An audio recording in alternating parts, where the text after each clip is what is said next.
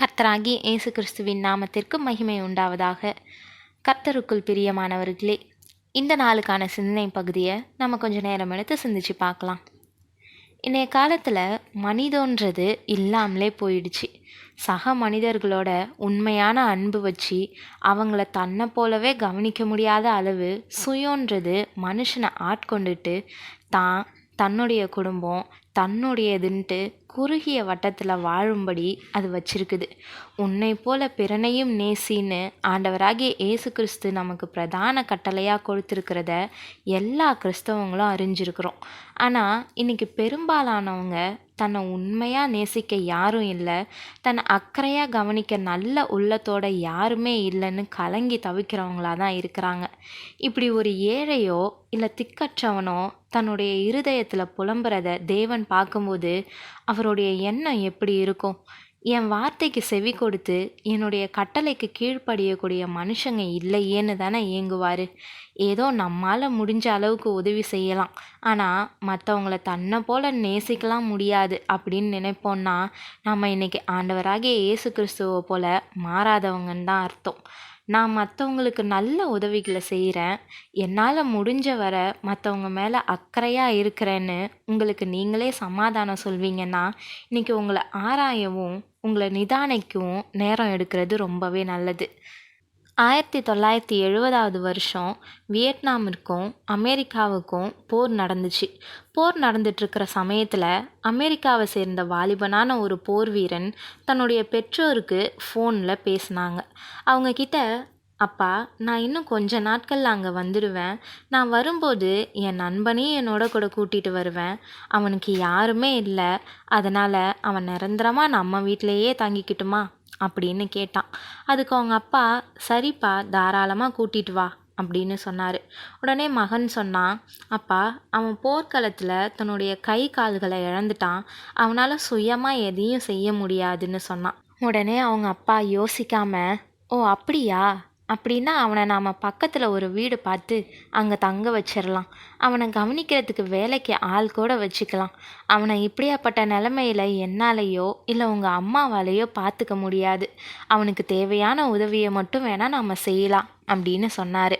அவன் பதில் எதுவும் பேசாமல் சரிப்பான்னு சொல்லிட்டு ஃபோனை வச்சுட்டான். கொஞ்ச நாள் அவன்கிட்ட இருந்து எந்த ஃபோனுமே அவங்களுக்கு வரல. திடீர்னு ஒரு நாள் அவனுடைய மேல் அதிகாரி அவங்களுக்கு ஃபோன் பண்ணார். உங்கள் மகன் தற்கொலை செஞ்சுக்கிட்டான் அப்படின்னு அவங்கக்கிட்ட சொன்னார். அதை கேட்டதுமே அவங்க அலறி அடிச்சுக்கிட்டு அப்பாவும் அம்மாவும் சேர்ந்து அந்த இடத்துக்கு போனாங்க. அங்கே பிணவரையில் தன்னுடைய மகனை பார்த்ததும் 2 மடங்கு வேதனை அடைஞ்சாங்க. காரணம், அவன் 2 கால்களும் கைகளும் இல்லாமல் கிடந்தான். பிரியமானவர்களே, பாருங்க, நாம் கூட இப்படி தான் இருப்போம். நம்மளுடைய குடும்பம் நம்மளுடைய வாழ்க்கைன்னு ஒரு குறுகிய பார்வையில் மட்டுமே வாழ விரும்புகிறோம். நம்மளுடைய வாழ்க்கையில் திக்கற்றவர்களா, முடியாதவங்களா, தனிமையானவங்களா எத்தனையோ பேரை நம்ம சந்திச்சிருக்கிறோம். ஆனால் அவங்க மேலே பரிதாபமாக ஒரு பார்வையை மட்டுமே பார்த்துட்டு ஐயோ பாவோன்னு சொல்லிட்டு கடந்து போயிடுறோம். நம்மளுடைய சபைகளில் எத்தனையோ ஆத்துமாக்கள் அப்படி இருக்கிறாங்க.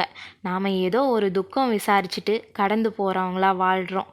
இதைய ஆண்டவராகிய இயேசு கிறிஸ்து நம்மக்கிட்ட எதிர்பார்க்குறாரு. ஒரு சகோதரனாவது சகோதரியாவது வஸ்திரம் இல்லாமலும் அனுதின ஆகாரம் இல்லாமலும் இருக்கும்போது உங்களில் ஒருவன் அவர்களை நோக்கி, நீங்கள் சமாதானத்தோடே போங்கள், குளிர் காய்ந்து பசியாருங்கள் என்று சொல்லியும் சரீரத்திற்கு வேண்டியவைகளை அவர்களுக்கு கொடாவிட்டால் பிரயோஜனம் என்ன என்று யாக்கோபு 2:15-16 நம்ம வாசிக்கிறோமே. திக்கற்றவர்களையும் நிராகரிக்கப்பட்டவர்களையும் தன்னுடைய வாழ்க்கையில் எப்படி கவனிச்சேன்னு யோபு சொல்கிறத நாம் நிதானிப்போம். யோபு 29:15-16 நான் குருடனுக்கு கண்ணும் சப்பானிக்கு காலுமாயிருந்தேன், நான் எளியவர்களுக்கு தகப்பனாயிருந்து நான் அறியாத வழக்கை ஆராய்ந்து பார்த்தேன்னு அவர் சொல்கிறது போல் நாம் சொல்ல முடியுமா? இல்லை ஏதோ என்னால் முடிஞ்ச உதவிகளை செஞ்சேன்னு நம்மளை நாமளே வஞ்சிக்கிறவங்களா இருக்கிறோமா? வியாதி வந்தாலோ வயசாயிட்டாலோ ஒரு சிலரை நிராகரித்து விடுற அவலம் அநேக குடும்பங்களில் அதிகரித்து வருது. நம்மளுடைய ஆண்டவராகிய இயேசு கிறிஸ்து குஷ்டரோகியை தொட்டு சுகப்படுத்தினார். எல்லாரையும் தன்னை போலவே நேசித்தார். நாமளும் யாரையும் நிராகரிக்காமல் இயேசு கிறிஸ்துவை போலவே நேசித்து வாழ்வோம். திக்கற்றவர்களையும் தேவையுள்ளவர்களையும் நம்மளை நாம் நேசிக்கிறது போலவே நேசிக்க கற்றுக்கொள்வோம். ஒரே ஒரு வாழ்க்கை, அதில் அர்த்தமுள்ள செயல்களை செய்வோம். மற்ற மனுஷங்களை விட கிறிஸ்துவ தரித்து கொண்டவர்களாக வாழ்வோம். தேவன் தாமே உங்களுக்கு கிருபையும் தயையும் செய்வாராக. ஆமேன்.